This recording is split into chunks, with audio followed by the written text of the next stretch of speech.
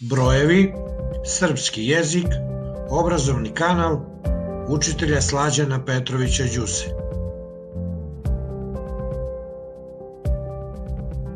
Brojevi su vrsta reči koje označavaju koliko ima nečeg na broju ili koji je neko ili nešto po redu.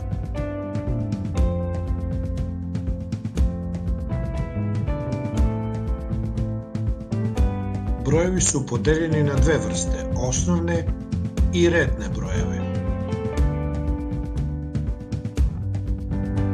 Brojevi koji označavaju koliko nečeg ima na broju su osnovni ili glavni brojevi. To su 5, 65, 38, 1000 ili rečima 8, 35, 19. Brojevi se mogu pisati ciframa ili rečima. Brojevi koji označavaju koji je neko ili nešto po redu su redni brojevi.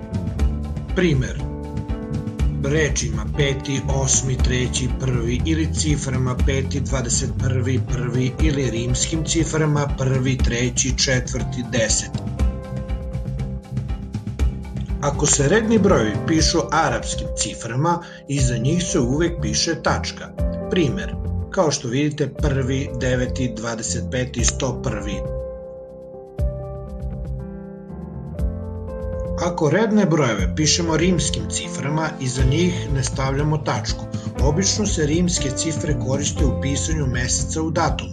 Primer prvi, od 1.9. učenici kreću u školu. Primer drugi, Petar je rođen 19.3.2013. godine.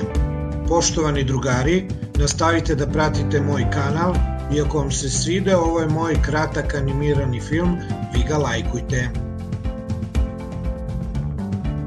Obrazovni kanal Slađan Petrović Đusa.